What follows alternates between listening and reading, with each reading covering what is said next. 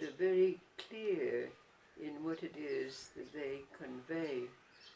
Like the story of the other day, which told us, don't judge by appearances. Nothing is the way it seems.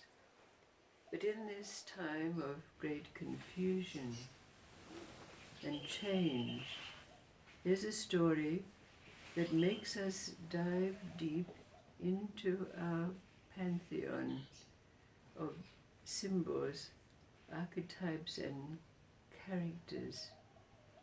And the word pantheon is very appropriate because every character, symbol and archetype contained in our psychic crucible, our psychic mandala, including the ghouls, the demons, the witches, the ogres and the devs, are all sacred.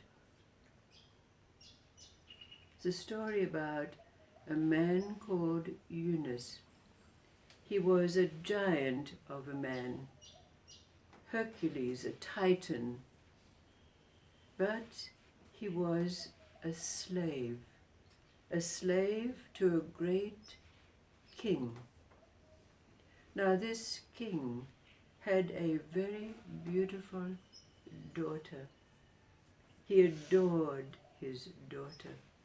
She was not only beautiful, but she was gracious and kind and gentle. She loved to learn. She strove for knowledge.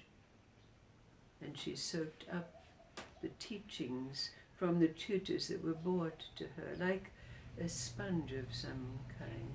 But she came to marriageable age, and the king had to endeavor to find a suitable suitor for her.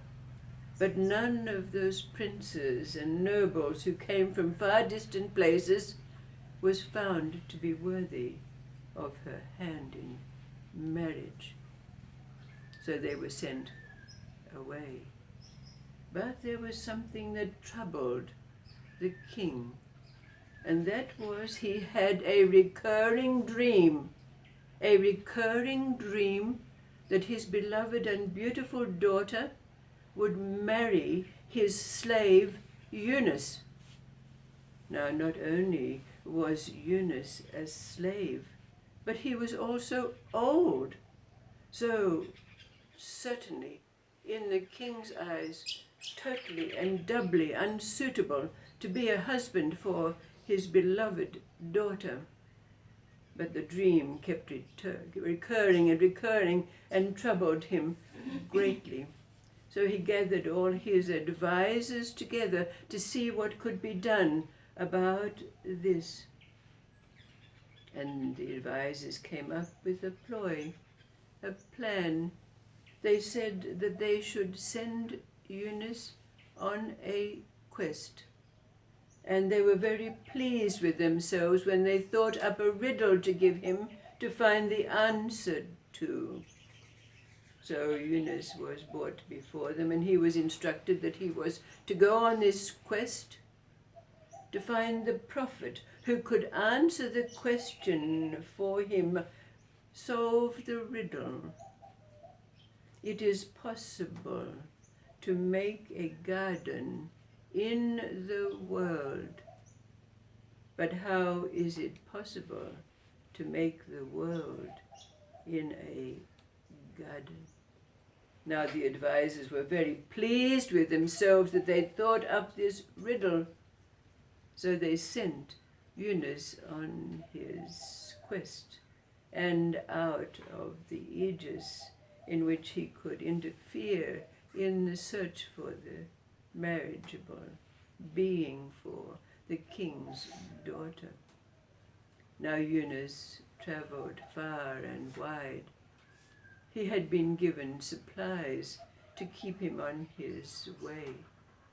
But in his travels, even with his great prowess and his strength, his stamina, he became tired and wearied.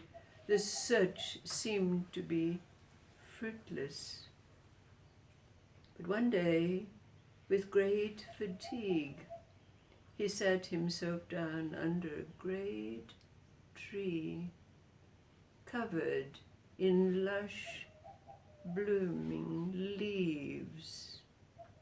But as he sat, a voice spoke to him. He looked around to find out where the voice was coming from. "Who are you?" And it was the tree who answered him. "I am the tree under which you sit." "Tell me," said the tree, "where are you traveling to?" And Yunus replied that he was seeking the prophet that could give him the answer to a riddle. And the tree said, "Please, please, when you find the prophet, will you ask him, why is it that I am lush with leaves, but I bear no fruit that can be eaten?" Yunus said that he would do so, and he set out again on his quest. And again it took him far and wide until he came to the top of a great cliff. But then when he looked down, he saw 2 pools. And so he descended because he was thirsty.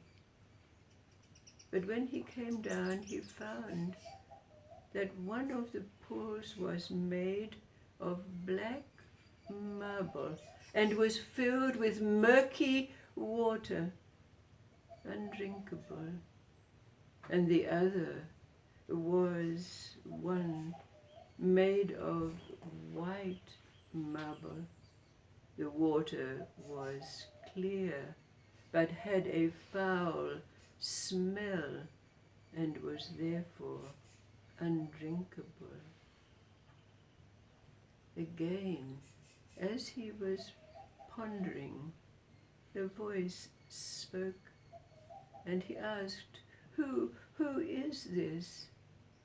And again the voice said, "I am the voice of the ponds. What is your quest?" Yunus told his story, and then the pond said, "Please, please, will you ask the prophet why it is that we are made from the finest marble, but our contents are undrinkable?" So Yunus undertook to do so, and he set out again to fulfill his quest. So it was not long after this that Yunus came to the foot of a great mountain. But now his weariness was not just physical, but it seemed that his very spirit was tired of the seeking, tired of the questing. Not only had he not found the prophet, but he had not found the answer to the riddle that had been given to him. So lying down at the base of the mountain, he went into sleep. But when he awoke, being very hungry and thirsty, and looking around, he found nearby a fig tree laden with fruit. So he filled himself up, sated his hunger on the ripe figs that hung from the tree. And then again he slept. For how long? He did not know. Dark and light had disappeared for him. But when he awoke, he felt that there was a shadow over him. And when he looked, he found that it was a being, that consummate being, that exemplary being, the long white beard, the long hair. And Yusuf could not help himself but to ask, Who are you? And the old man said, You know who I am. I am he that you have been seeking all along. And I know what it is, that the riddle is that you have come to answer. And of course that riddle was, it is possible to make a garden in the world, but how is it possible to make a world in a garden?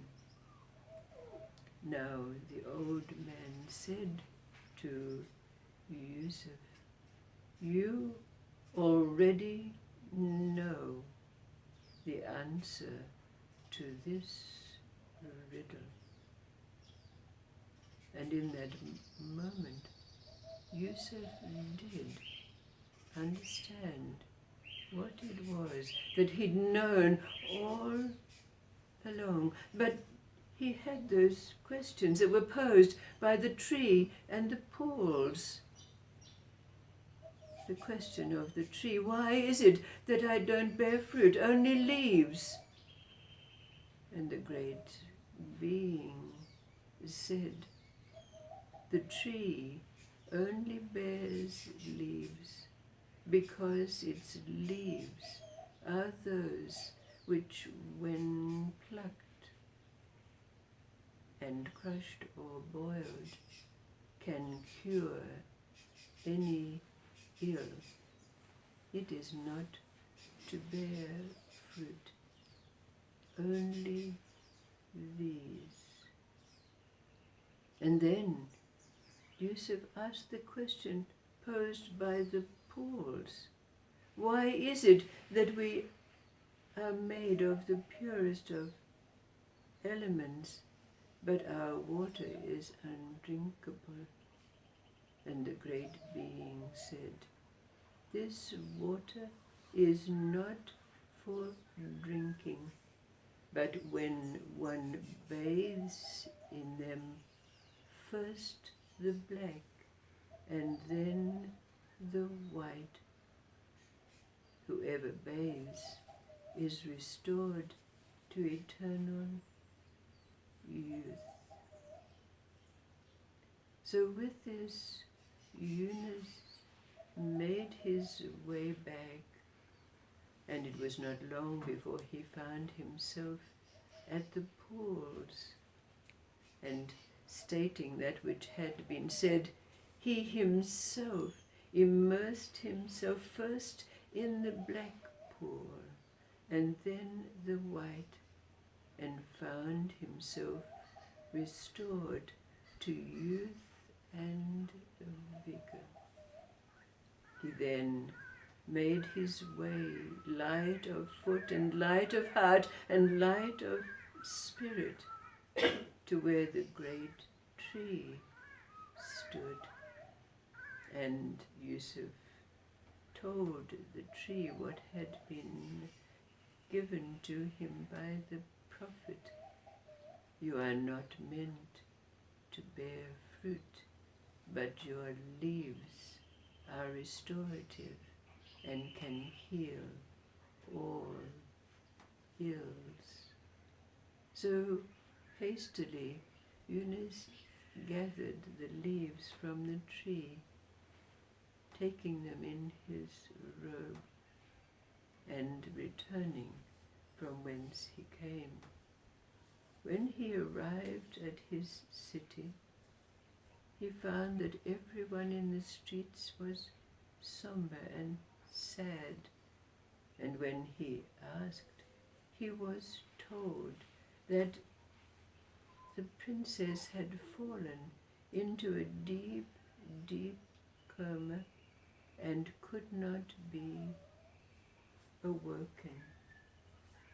So, of course, Yunus, knowing that he had in his possession that which could restore anything, he went to the palace, presented himself as a physician, and immediately was taken into the chamber of the princess, where he took out the leaves from his robe and asked for a brazier to be brought and a vehicle in which the leaves could be boiled. As soon as the aroma of the leaves filled the room, the princess began to wake up, and when the tincture, the essence of the leaves had been put to her lips, she was restored to full awakeness. Of course, we know the end of the story. The princess fell in love with Yunus, now a handsome, vital giant of a man. It was not until after the wedding, after the nuptials, that Yunus told his story, unbelieving as it was, but yet he was able to convince the king of the validity, the truth of his quest, his story. And of course, Yunus and the princess lived happily, had many sons, and in the end took over the kingdom when the old king passed away.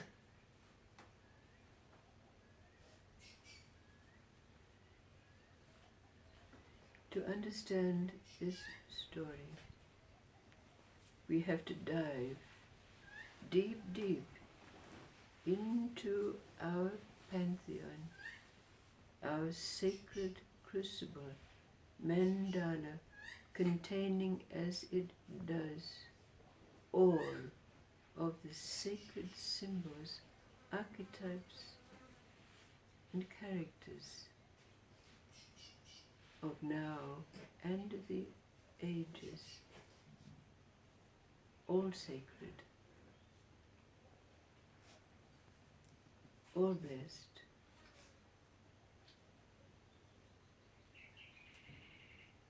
To find the deep meaning for us and to solve the riddle that has already been solved for us.